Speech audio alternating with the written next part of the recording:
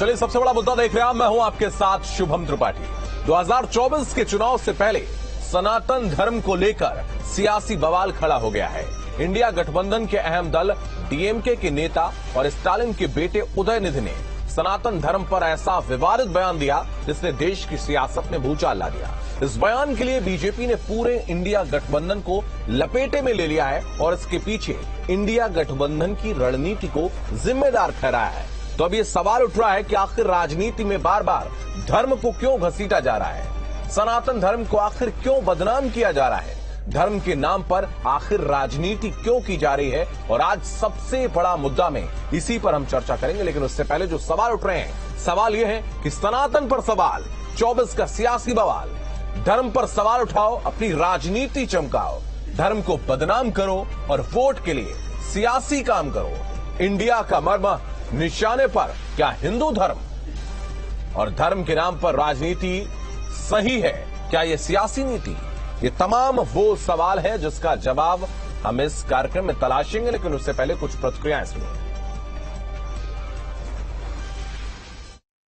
சனாதன ஒழிப்பு மாநாட்டில் வாழ்த்துறை வழங்கும் வாய்ப்பை தந்த இந்த மாநாட்டு ஏற்பாட்டுக் குழுவுக்கு முதற்க என்னுடைய வணக்கத்தையும் நன்றியும் நான் தெரிவித்துக் கொள்கின்றேன். இந்த மாநாட்டுடைய தலைப்பே மிகவும் சிறப்பாக அமைந்திருக்கின்றது.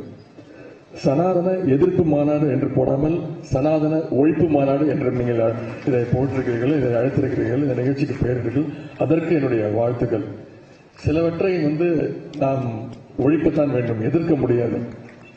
கொசு, டெங்கு காய்ச்சல், மலேரியா, கொரோனா இதையெல்லாம் நம்ம எதிர்க்கக்கூடாது, ஒழித்து கட்ட வேண்டும். அப்படிதான் இந்த சனாதனம். சனாதனம் என்பதை எதிர்ப்பதை விட ஒழிப்பதே நாம் செய்ய வேண்டிய முதல் காரியமாகும். எனவே இந்த மாநாட்டிற்கு மிக பொருத்தமான தலைப்பு வைத்திருக்கிறீர்கள், அதற்கு என்னுடைய பாராட்டுகள். சனாதனம்னா என்ன? சனாதனம் அப்படிங்கிற பெயரே சமஸ்கிருதத்துல सिर्फ आज पिंक बूथ ऐसी चीजों के ऊपर कोई प्रतिक्रिया नहीं होती है। ये बेतुकी बातें होती हैं, इनके ऊपर उनसे ही पूछो जिन्होंने बोला है, इसमें तुक क्या हुआ। सनातन धर्म को मिटाने की जो कोशिशें और साजिशें हैं हजारों साल से हुई हैं। तैमूर लंग से लेकर लॉर्ड मैकाले तक सब सनातन को मिटाने में जुटे रहे, लेकिन सनातन नहीं मिटा। जो सत्य है वही शाश्वत है, जो शाश्वत है वही सनातन है। ये लॉर्ड मैकाले की कुछ नाजायज औलादें सनातन को मिटाने का ख्वाब देख रही हैं। सनातन न मिटा है, न सनातन मिटेगा। ये अच्छी बात नहीं है।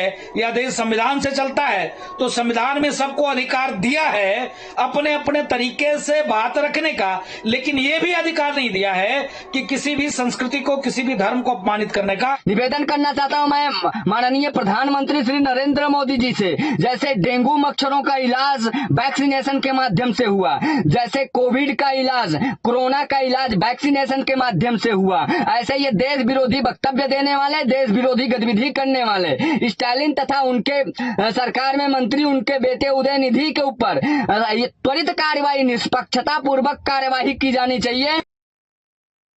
सनातन धर्म आज से धर्म है, उसी से सारे जितने भी धर्म हैं, जितने पंथ हैं, उनकी उत्पत्ति हुई है।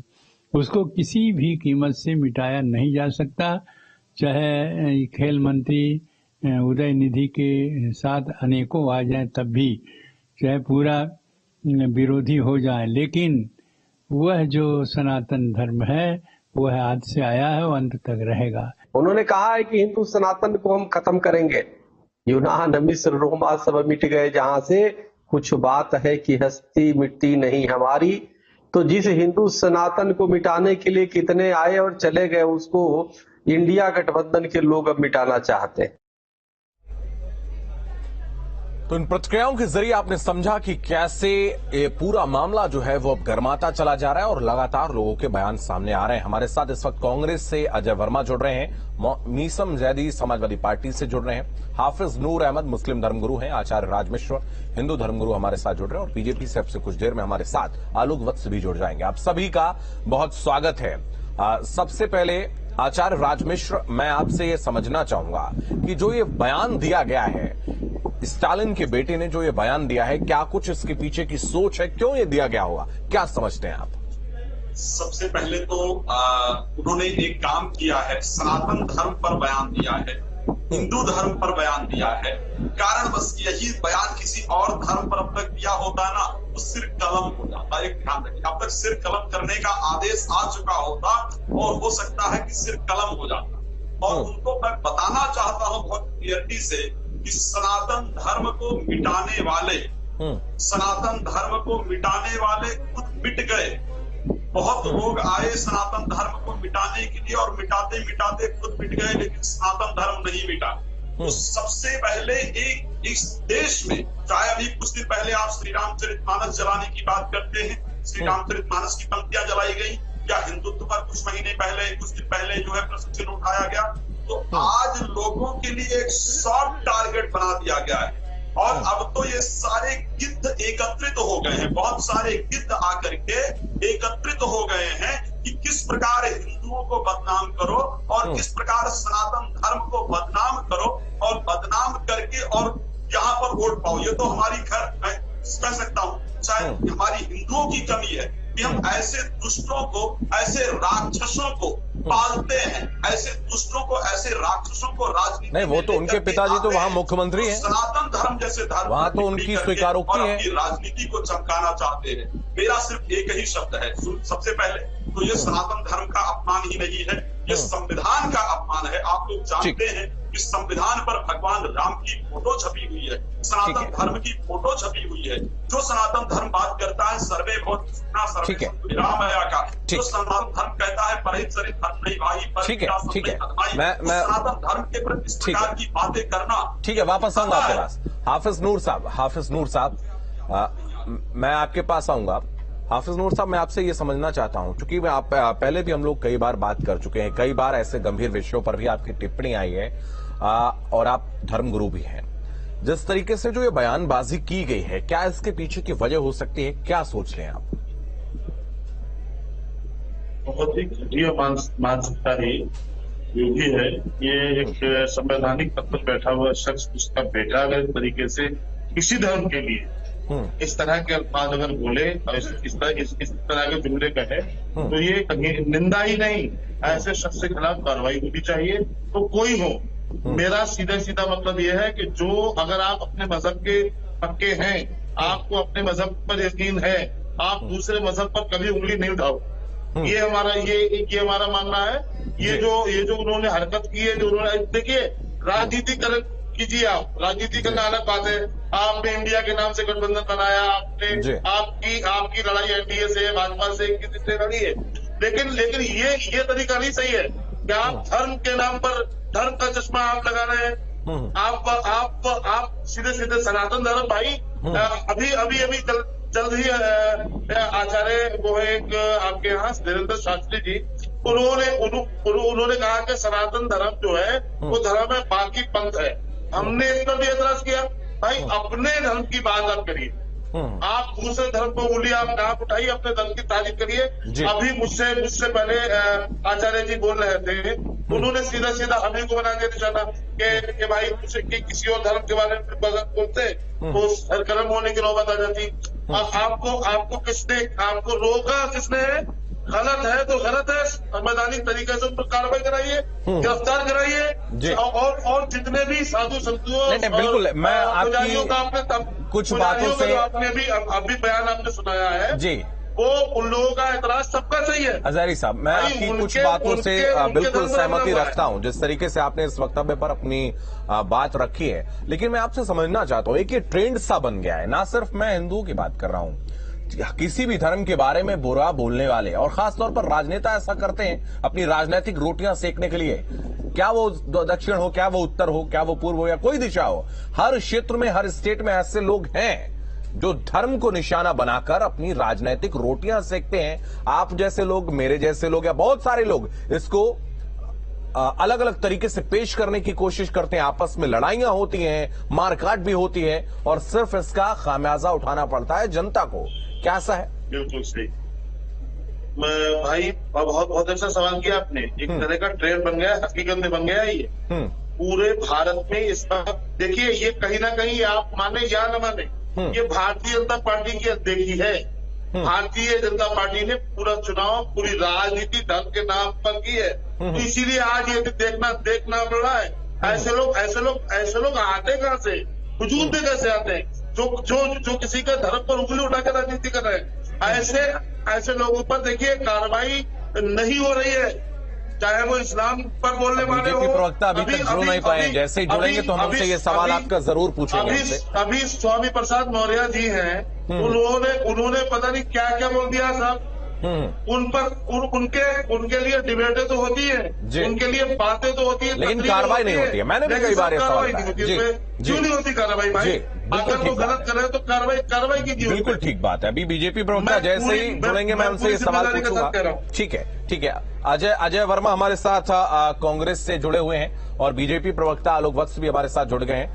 तीखे जो सवाल है उनका पुलिंदा लेकर उनके पास चलेंगे, लेकिन उससे पहले अजय वर्मा साहब, मैं आपसे समझना चाहूंगा, जिस तरीके से एक गठबंधन बना, आपके यूपीए गठबंधन को अलग करके I.N.D.I.A. ये जो नया गठबंधन सामने आया, उसके बाद जो बयानबाजी की गई है आपके एक घटक दल के एक नेता के बेटे के द्वारा, क्या कहेंगे कांग्रेस नेता के तौर पर? शुभम, देखिए, इस देश में 2014 से एक देश लाई माचिस गैंग काम कर रहा है, जो देश में कौमी एक खेती के लिए खतरा है, देश की एकता और अखंडता को खंड खंड करने का प्रयास करती है जी। और उस देशलाई गैंग में कुछ मुखौटे चेहरे, कुछ सेल कंपनियां, कुछ भाजपा के पेट लोग जो विभिन्न देश दर दर के बैठते हैं चारों तरफ। पिछले मैं 14 से देख रहा हूँ, 23 आ गया है। अब स्टालिन साहब के बेटे का बयान तो स्टालिन ये वो बताएंगे कि वो कह रहे हैं, लेकिन किसी भी धर्म का अपमान करना मैं उसके बहुत खिलाफ हूँ। कोई भी हो, चाहे वो नुपुर शर्मा हो, चाहे वो नवीन जिंदल हो, चाहे वो इनके मंत्री बिहार वाले हो, जब वो कहते हैं कि पाकिस्तान भेज दो, कोई कहता है गोली मारो, कोई कहता है इसको तोड़ दो, कोई कहता है ये कर दीजिए, मैं पूरा कर दूं। तो मैं बहुत खिलाफ हूँ इन सब चीजों के। इस देश में कौमी एकजुटता को खत्म करने का प्रयास जो 2023 के बाद 14 के बाद उदय हुआ है, उसमें कहीं ना कहीं रोक लगनी चाहिए। ठीक है। और रोक के लिए देश की सरकार ने अभी तक, देखिए, नुपुर शर्मा के बारे में ठीक है, मैं ये सवाल अभी बीजेपी प्रवक्ता से अजय जी पूछूंगा। मैं एक बात मैं जोड़ना चाह रहा हूं, आपके जो आप जवाब दे रहे हैं उसी में, क्या जिस तरीके से उदयनिधि ने जो ये बयान दिया है, इसकी भर्त्सना होनी चाहिए, इसका विरोध होना चाहिए, और क्या कांग्रेस इसको करेगी? देखिए, मैंने आपसे क्या कहा, भाजपा के नरेंद्र मोदी साहब, अमित शाह साहब, योगी साहब, बीजेपी की बात हम बीजेपी प्रवक्ता से मैं इसलिए अब करूंगा सर, मेरी थोड़ी सुबह सुन लीजिए जी। देखिए, ये जो एक जो बीजेपी के IT सेल और चिंटू पिंटू प्रवक्ताएं टाइप है, वो विद्वान वत्स साहब जैसे भी लोग हैं, ऐसा नहीं कि सारे लोग हैं, होता है कि लोग हैं। इनको जब डबल इंजन की या 6 इंजन की सरकार देश में चल रही है, जब कोई विरोध करता है, कोई करता है उसके खिलाफ, चूंकि जिसको एजेंडा सूट करता है, अब चुनावों में इससे भी ज्यादा बयान, इसके पीछे भाजपा के IT सेल की कोई ना कोई संलिप्तता जरूर मिलेगी, इसकी जांच कराई जाए। उदयनिधि का जो बयान आया, इसमें आप मानते हैं कि ये बीजेपी IT सेल क्या इसमें हाथ है?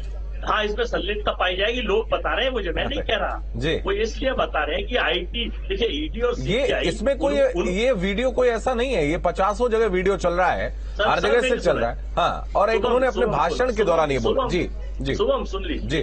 देखिए, ED और CBI केवल झारखंड में, बंगाल में, राजस्थान में, छत्तीसगढ़ में, तमिलनाडु में, केवल वहां जा रही है जहां पर देश में बीजेपी या डबल इंजन की सरकार है। यहाँ पर ED CBI कहाँ से आ गई है भैया, मंत्रियों के छापे और उनके डराते हैं और उनसे कहते हैं, अरे तो अगर ठीक है, अगर CBI और ED से डरते तो उदयनिधि क्यों बोलते ये बात? अरे डर के ही तो आदमी बोलता है, जिस तरह की चीजें कि जो उनका माहौल है वो बताएंगे कि क्या बोला है, क्या नहीं बोला है। आप ये कहना चाह रहे हैं कि बीजेपी ने ED और CBI का प्रयोग करके उनसे ये बुलवाया, यही कहना चाह रहे हैं? नहीं, मैं ये कहना चाह रहा हूँ, देश के लोग ये समझ रहे हैं कि जहाँ पर सरकार नहीं है, उसके तहत अब इस देश में एक नया समूह छोड़ दिया है कि 1 नेशन 1 इलेक्शन। अरे भाई, ये क्या है भैया? नहीं, ये तो पहले करवाया गया, ये पहले ऐसा होता था, आपके दौर में भी हुआ है सर। जब इंडिया से आप घबरा गए यार, आपको लगने लगा कि अब आपकी हार नहीं, 1 नेशन 1 इलेक्शन क्या पहले नहीं हुआ? शुभम, 70% लोग एक तरफ है, 30% एक तरफ है। आप सरकार बनाइए, आपने सरकार बनाया जी, लेकिन देश के हालात जो खराब हो गए, देश की स्टेज और स्टेट है वो देखिए। तो मेरा कहना यह है कि लोगों को सबके खिलाफ समानता से कार्यवाही करें, उसमें किसी के लिए छोड़ना नहीं चाहिए। बिल्कुल बिल्कुल। मैं आलोक जी आपके पास आऊंगा और बहुत देर से इंतजार आपका कर रहा था, क्योंकि सवाल लगातार लोग खड़े कर रहे हैं, कार्रवाई नहीं हो रही है। मैं पहले भी आप डिबेट में जुड़ते रहे हैं, स्वामी प्रसाद मौर्य को लेकर लोगों के अंदर बेहद गुस्सा रहा, लोगों ने तमाम सवाल खड़े किए, तमाम शिकायतें उनकी सामने आई कि कार्रवाई होनी चाहिए, कुछ भी नहीं होता है। नया बयान सामने आ गया है, एक मुख्यमंत्री के बेटे ने इस तरीके से बयान सामने दिया है, सामने उनका आया है, लोगों के अंदर बेहद गुस्सा है, लोग बहुत आहत हुए हैं। सरकार क्या कर रही है? देखिए, अभी मैं छोटे भाई अजय वर्मा जी को सुन रहा था, बहुत सुलझे और साफगोई वाले व्यक्तित्व के लोग हैं, लेकिन आज लगता है कुछ गड़बड़ा गए हैं। इनको आईटी सेल कहां से नजर आ गया इस बयान में? मैं इस बात से बड़ा कौतूहल और बड़ा अचंभित हूं। अरे भैया, उनका बयान स्पष्ट है, सामने वो बोल रहे हैं, स्वयं अपने मुख से बोल रहे हैं। क्या वो हमारे आईटी के द्वारा संचालित लोग हैं? और रोबोट तो नहीं है, वो एक व्यक्तित्व है, एक मानव है, उनके अंदर मांसाहार है, मस्तिष्क है। प्रॉब्लम ये है कि ये लोग खुद अपने प्रॉब्लम है, हमसे क्या टकराएंगे? ये खुद आपस में सिर फुटबॉल कर लेते हैं और खुद आपस में सेल्फ गोल मारने लगते हैं। इस कड़ी में कांग्रेस में भी एक से एक वीरसूल है और अब दूसरे पार्टियों में भी वीरसूल पैदा हो रहे हैं। ये लोग हमारी राह को 2000 जिस तरीके से वो कह रहे हैं कि सनातन को खत्म कर देना चाहिए, सनातन धर्म डेंगू मलेरिया की तरह है और ये इंडिया गठबंधन के लिए अच्छा होगा। आप बताइए, इस बात से किसको फायदा होगा? आप बैल मुझे मार, ये तो उसी पद्धति पे काम हो रहा है ना कि आप खुद अलका लांबा का बयान, अनिल शर्मा का बयान, मणिशंकर अय्यर का बयान, उसके बाद आपको ये नहीं, लेकिन अजय वर्मा कह रहे हैं कि जिन राज्यों में बीजेपी की सरकार नहीं है वहां पर आप ईडी और सीबीआई का दुरुपयोग करके ऐसे बयान जो है वो सामने दिलवाए जाते हैं जिससे आपको फायदा हो। आपको लगता है कि ईडी और सीबीआई के कहने पर कोई ऐसा बयान दे देगा? अजय वर्मा जी को लगता है? मैंने कहा ना, बड़े सुलझे हुए व्यक्ति हैं, लेकिन आज लगता है पता नहीं किस खेमे से कहां से क्या तो आज कहां से उलझ गए? पलट गई है इनकी। अगर सुलझे हुए हैं आप कह रहे हैं तो आज कैसे उलझ गए आपके अकॉर्डिंग? मैंने कहा अजय जी बताइए। लगता है कहीं गलत जगह बैठ के बिरयानी खा ली है, जो लगता है गड़बड़ा गया है। जो देश में स्थिति चल रही है, रमन सिंह खाद्यान्न घोटाले में माफ कर दिए जाएंगे, शिवराज सिंह व्यापल घोटाले में माफ कर दिए जाएंगे, पानी घोटाले में आसाम के मुख्यमंत्री विश्वेश शर्मा माफ कर देंगे, बंगाल के माफ कर देंगे। होने की बात हो रही है। अगर उन मुद्दों पर डिबेट करना है तो अजीत पवार 72,000 करोड़ के घोटाले में प्रधानमंत्री 26 तारीख को मध्य प्रदेश की सभा में कहते हैं कि मित्रों, ये 72,000 करोड़ का घोटाला है, जेल जाएंगे, और 3 तारीख को माला पहनाकर मंच पर साहब के साथ और जिले लाई के साथ नजर आते हैं। तो ये क्या है? ईडी और सीबीआई के डर से छापे पड़ते हैं उन स्टेटों में, डराने। देखिए होता क्या है, मेरा एक दोस्त था इंस्पेक्टर, उसने ये कहा था कि अगर बदमाशी अपनी चलानी है तो शहर के मशहूर बदमाश के हाथ पैर तोड़ के उल्टे सीधों में उठा के बंद कर दीजिए, या मशहूर आदमियों के खिलाफ कार्यवाही करके उन्हें लट उठा के टूट दीजिए। आम आदमी, हम लोग वैसे ही डर जाएंगे, आम पार्टियां। तो इंडिया गठबंधन से जब ये लोग घबरा गए ना, हमने आपसे कहा सभी धर्म का आदर और सनातन सबको करना चाहिए। नहीं, लेकिन बिल्कुल मैं आपकी ये बात की ये बोलाना तो बोलेंगे नहीं, इनके मुंह में तो दही जम जाती है जब जरूरत होती है। चाहे वो नवीन जिंदल हो, चाहे वो बिहार वाले मंत्री हो, या इनके अनुराग ठाकुर साहब जब कहते हैं गोली मारो, या जब वो कहते हैं माननीय संसद में कि 100 करोड़ की गर्लफ्रेंड, वो कहते हैं साहब क्या सुपड़ का की हंसी, और पता नहीं क्या क्या कितनी बार कहूं, जब संवैधानिक पद पे बैठे हुए लोग नहीं, एक बात अजय जी ये बताइए, उन्होंने कहा, उदयनिधि ने कहा है कि हमें सनातन से छुटकारा पाना चाहिए। आप भी उसी धर्म से आते हैं, उन्होंने कहा कि सनातन को खत्म कर देना चाहिए, तो इसके जनक और ये इंडिया गठबंधन के लिए अच्छा होगा। अजय जी मेरी बात सुन रहे हैं आप? क्या आवाज मिल रही है आपको? यूनिवर्सिटी इनके द्वारा संचालित। अजय जी आवाज मिल रही है आपको? सुबह सुबह झूठ बोलो, चलिए ठीक है। जो ठीक है, शायद उन तक हमारी आवाज नहीं पहुंच रही है। कॉलोनियों में, जो घरों में, आचार्य राज मिश्र कुछ कहना चाह रहे थे। आचार्य सेल है जिसमें कहा था मेरी आवाज किसी को नहीं पहुंचा। माननीय गृह मंत्री जी ने कि इतना झूठ बोलो और इतना आचार्य राज मिश्र सुन पा रहे हैं आप? तो कि वो सच में बदल जाए। और हिटलर का जो विचार मंत्री था जो गोपाल वही भी यही बात कहता था। आचार्य राज मिश्र बोलिए। तो हाथ जोड़ के माफी मांग लीजिए, बाद में सॉरी बोल दीजिए। जिनकी देश का लोकतंत्र है, आपकी सरकार है, आपको कुछ नहीं होने दिया जाएगा। अखबार पढ़ लीजिए, कोटा की जनसभा में कहा गया था। तो सारी चीजें ये सामने हैं, अब आप इसका आकलन लीजिए, कैसे क्या है, क्या करना है, क्या नहीं करना है, ये तय करिए। आपको किसी को बुलाना है, भेजना है या और डबल नीसम जैदी साहब सुन पा रहे हैं आप? अपनी स्थिति स्पष्ट करिए, हमारी पार्टी की देश को जोड़िए। जैदी साहब सुन पा रहे हैं? नफरत खत्म कीजिए।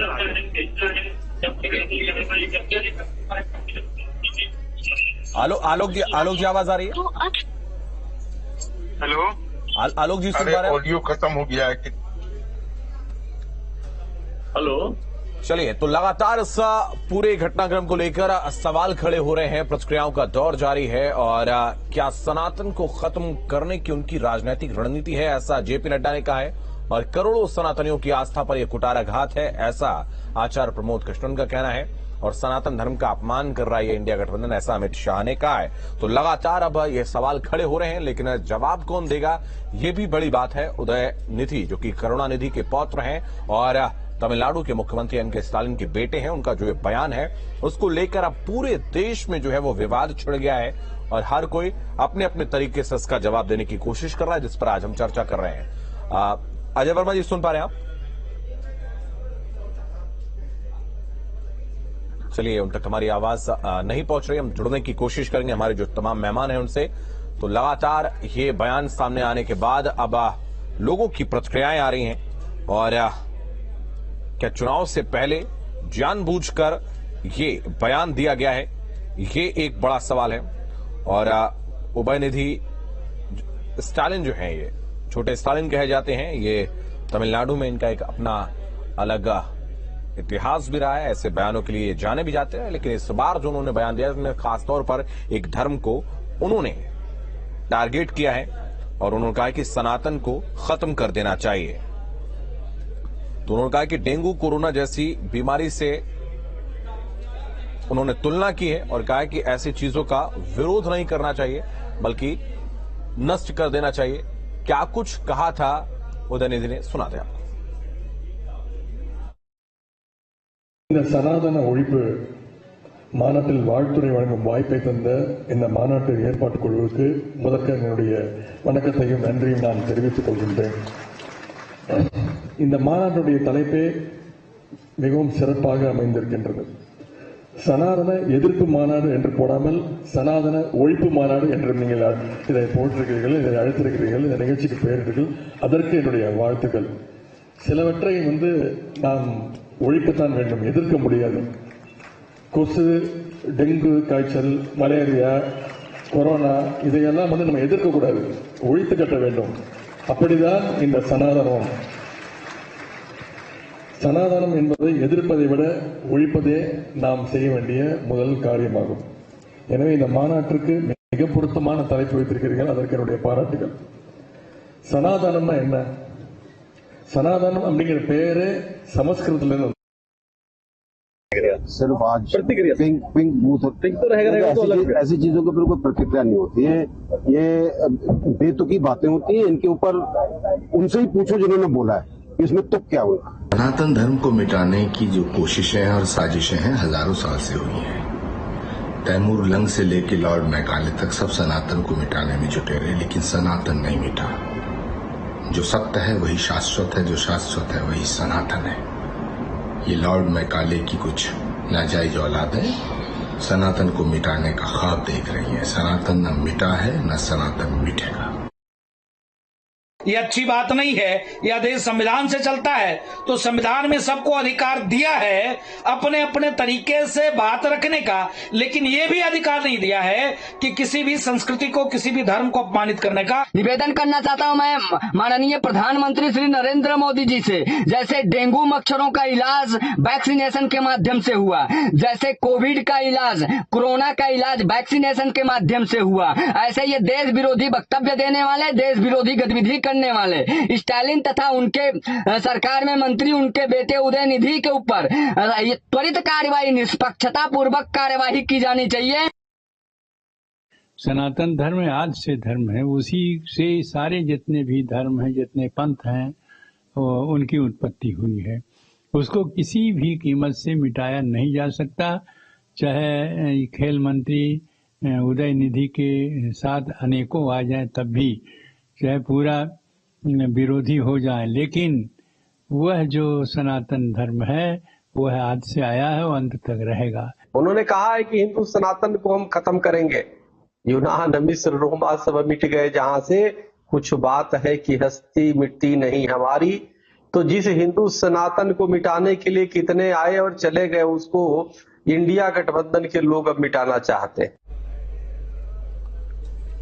चलिए एक बार फिर से चर्चा को आगे बढ़ाते हैं। मीसम जैदी समाजवादी पार्टी के प्रवक्ता हमारे साथ जुड़े हैं। मीसम जैदी, मैं आपके पास आऊंगा, और जिस तरीके से इंडिया गठबंधन को फायदा पहुंचेगा ऐसा कहा है उदयनिधि ने, जो आपने सुना भी, और सनातन को खत्म कर देना चाहिए जिससे इंडिया गठबंधन को फायदा पहुंचेगा। आप भी उस गठबंधन का हिस्सा है, कैसे फायदा पहुंचेगा जरा समझाइए। देखिए, इन तरह के जो विचार हैं उनसे किसी पार्टी, किसी व्यक्ति से मतलब नहीं है, और ना ही उससे कोई फायदा पहुंचने वाली बात है। और बेसिकली आप जानते हैं, आप पत्रकार हैं, और आप भले ऑन कैमरा इस बात को न कहें, बट इसका फायदा सिर्फ एक राजनीतिक पार्टी को पहुंचेगा, जिसका नाम है भारतीय जनता पार्टी। बिल्कुल सच है। और ये जितने भी आपने अभी इनकी बाइट्स और जितने भी धर्म गुरु हैं उनकी दिखाई है, वाकई उनको इस बात की जो है वो दुख पहुंचा है। यहाँ तक कि हमारे कांग्रेस के जो एक संत हैं, उन्होंने भी कहा है कि सनातन धर्म किसी के कहने से न मिटा है, शाश्वत है। उनको भी दुख हुआ है, और जाहिर सी बात है, होना भी चाहिए। और कुछ महानुभावों ने और कुछ संतों ने हमारे माननीय प्रधानमंत्री मोदी जी से और हमारे मुख्यमंत्री योगी आदित्यनाथ जी से अपील करी है कि उनके खिलाफ सख्त सख्त कार्रवाई करें। मगर मैं आपको 100% आपके चैनल से आश्वस्त करता हूं कि कोई कहीं कार्रवाई होने वाली नहीं है। ये मुद्दा आपके लिए है, आम जनमानस के लिए है कि वो इस बात पर सोचें कि हमला हो रहा है राजनीतिक पार्टी, खासकर डबल। लेकिन जैसे कि आपने एक बात कही, जैदी साहब, आपने एक बात कही कि इससे फायदा सिर्फ एक दल को पहुंचेगा, भारतीय जनता पार्टी को पहुंचेगा, लोगों के अंदर गुस्सा आएगा और लोग बीजेपी को वोट कर देंगे। ठीक बात, मैं आपकी बात से एग्री करता हूं। लेकिन जो दल है, जो डीएमके है, उसका बीजेपी के साथ ना गठबंधन है, ना उनको साथ उनकी विचारधारा मेल खाती है, और वो गठबंधन में, अगर आपके इंडिया गठबंधन में वो जरूर हैं, आपके साथ मंच भी साझा करते हैं आपके नेता के साथ में, तो ऐसा कैसे हो सकता है, कैसे संभव है ये? देखिए राहुल जी, एक परिवार में सब भाई एक नहीं है, एक घर में रिश्ते में लोग एक नहीं है, एक दूसरे से भिन्न है, अलग अलग है, उनकी अलग अलग सोच है। तो एक इंडिया नाम ही इतना बहुत बड़ा है, इतना बड़ा पंथ है, दल है, सब समायोजित है, तो सबके भी हर बात पर मेल खा जाए ये भी जरूरी नहीं है। अब उन्होंने किस मकसद के तहत कहा है, किस कुंठा भरे व्यक्ति उन्होंने अपने मन में रख के कहा है, पर्टिकुलरली उनको सनातन धर्म से दिक्कत हुई है या सनातन धर्म में रहने वाले किसी व्यक्ति विशेष से उनको तकलीफ हुई है, तो उन्होंने पूरे सनातन धर्म के बारे में अपनी राय को रख दिया है। पर इससे न तो सनातन धर्म का कुछ नुकसान होने वाला है, न सनातन धर्म पर कोई उसकी छवि पर असर पड़ने वाला है, न स्टालिन जी के बेटे के कह देने से सनातन धर्म के मानने वाले पैदा हो जाएंगे, और न स्टालिन जी के बेटे के कह देने सनातन धर्म खत्म हो जाएगा। देखिए, अभी मैं बीजेपी के चाल चरित्र चेहरे के बारे में बता रहा था, तो आईटी सेल का हो सकता है। आप पे फोन आ गया और मेरी आवाज ही बंद कर दी, मेरी आवाज ही नहीं, मैं आपसे माफी के साथ कहना चाह रहा हूँ, फोन डिस्कनेक्ट आपका हो गया था और सारे गेस्ट हमारे साथ जुड़े, सबका फोन डिस्कनेक्ट हुआ था, सिर्फ आपका नहीं हुआ था। हमने दोबारा जोड़ने की कोशिश की है और आप हमारे साथ दोबारा आ गए। अच्छा, अब मैं एक शेर के द्वारा ये स्थिति स्पष्ट करना चाहता हूँ वर्तमान सरकार की, कि सच बात मान लीजिए चेहरे पे धूल है, सच बात मान लीजिए चेहरे पे धूल है, इल्जाम आईने पे लगाना फजूल है। ये भाजपा का एजेंडा है, ये इनका प्रोपेगेंडा है, ये इनकी नीति और नियत है। इस देश में इनका उद्देश्य पूर्ति के लिए आपने ये बात जब भावना अभी फोन डिस्कनेक्ट होने से पहले भी अजय जी यही बात आपने कही थी, मैं आपकी बात से एग्री करता हूँ, लेकिन जरा ये फाइनल कर दूं। शुभम एक सवाल मेरा बीच में ले लीजिए, मेरा निवेदन है आपसे जरा, ये यही मैंने मीसम भाई से भी कहा कि वो आपके साथ गठबंधन में है, वो बीजेपी के साथ गठबंधन में नहीं है, विचारधारा उनकी एक नहीं है, लगातार विरोध करते हैं, आपके नेता के साथ मंच साझा करते हैं, तो फिर क्यों करते हैं? जी, जो मुझसे पूछने जा रहे थे, तो बाबा की तरह मैंने भी आपका चेहरा पढ़ लिया कि यही पूछने जा रहे हैं। जी, मैंने भी चेहरा पढ़ लिया बाबा की तरह, अभी यही पूछेंगे, इसका जवाब भी तो मैं देने जा रहा था। जी, देखिए, ऑपरेशन लोटस ने किस तरह की बदबू चुनी हुई सरकारों को गिरा के फैलाई, इसके उदाहरण आपने देखा कर्नाटक में, इसका उदाहरण आपने देखा मध्य प्रदेश में, इसका उदाहरण आपने अरुणाचलम में, गोवा में और प्रयात राजस्थान में भी किया गया, लेके हरियाणा में ले जाकर रूप किया गया।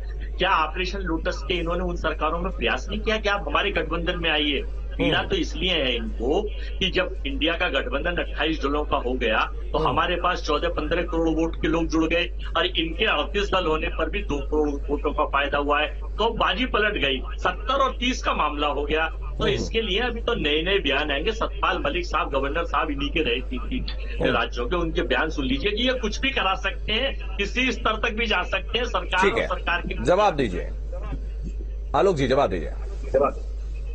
देखिए, आज अजय भाई कुछ दूसरे मूड में है, पता नहीं न सिर्फ अजय जी बल्कि समाजवादी पार्टी के प्रवक्ता का भी यही कहना है कि ये सब आप करवा रहे हैं, ये आरोप है उनका। मैं तो सिर्फ इतना ही कहूंगा, अंजामे गुलिस्ता जाने को सिर्फ एक ही उल्लू काफी था, हर साख पे उल्लू आ गया, अंजामे गुलिस्ता क्या होगा। ये लोग क्या चाहते हैं? अगर सनातन धर्म हिंदुस्तान से मिट गया तो हिंदुस्तान ही खत्म हो जाएगा। हिंदुस्तान की आस्था, हिंदुस्तान की आत्मा, हिंदुस्तान का दिल, हिंदुस्तान का दिमाग सनातन धर्म है, और उसके ऊपर ये उंगली उठा रहे हैं कि सनातन धर्म को खत्म कर दिया एक बात मुझे बताइए आप आलोक जी, आप यहाँ पर, आप उत्तर प्रदेश में भी हैं सरकार में, आप केंद्र में भी सरकार में हैं, यहाँ पर भी बहुत बयानबाजी हुई, आपने कोई कार्रवाई नहीं की। स्वामी प्रसाद मौर्य जैसे लोग लगातार अपने दकियानूसी बयान देते रहते हैं, आप कोई कार्रवाई नहीं करते हैं, वहां आपसे क्या उम्मीद की जाए? देखिए, ऐसे लोग इस तरीके के बयान को देकर अपना ही अनाउंस कर रहे हैं। छोटे से बयान को पकड़ने के लिए 2,500 किलोमीटर की पुलिस आसाम से आती है और उन्हें पकड़ के ले जाती है छोटे बयान पर। तो हमें क्या जरूरत है इनको बेड़ा गर्क करने की? खुद ही बेड़ा गर्क करते रहो, खुद ही इस तरीके के अनर्गल बयान देते रहो। नहीं, अरे अगर वो बयान देते रहेंगे जनता आपको वोट क्यों दे? फिर अगर वो बयान देते रहेंगे, भाई लोग हैं, आपसे उनको उम्मीदें हैं। आप अगर कोई सनातन धर्मावलंबी है या सनातन धर्म को मानने वाले लोग हैं, वो चाहते हैं आपको वोट तभी तो देते हैं कि आप उनके हितों की रक्षा करेंगे। आप रक्षा नहीं कर पा रहे, क्यों वोट दें आपको? आप कार्रवाई नहीं कर पाते, या सिर्फ टीवी पर बैठकर बयान देते हैं आप लोग? एक चीज मुझे बताइए जी, इस तरीके के बयान देने वालों को हम रोज पकड़ के जेल के अंदर डालते रहे, उससे क्या हो जाएगा? देश की जनता इनको दंडित करेगी, पहले भी दंडित किया है, फिर दंडित करेगी, 2024 में भी दंडित करेगी। हजारी साहब बोलिए, हजारी साहब। भारतीय जनता पार्टी के प्रवक्ता ने पार्टी के प्रवक्ता ने साबित कर दिया कि हम सरकार में बैठने के लायक नहीं है, हम नपुंसक लोग हैं, नामर्द लोग हैं। हम सरकार तो हर बैट्समैन चाहता है कि यति नरसिंह मिल जाए, थोड़ा सा शब्दों का चयन,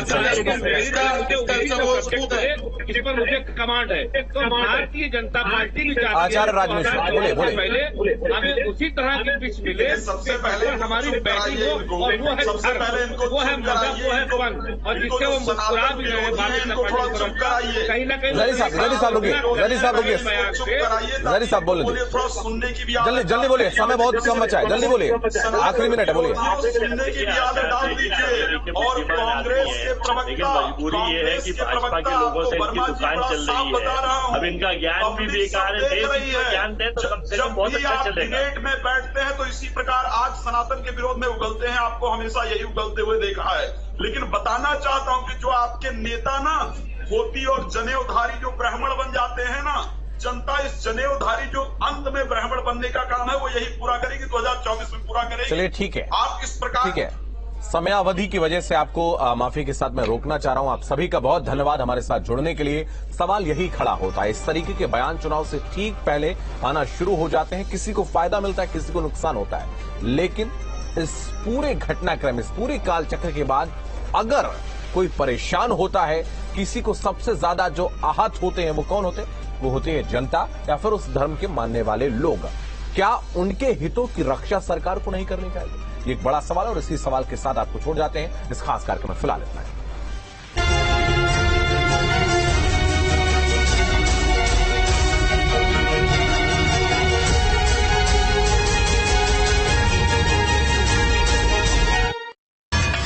सह प्रायोजक राजधानी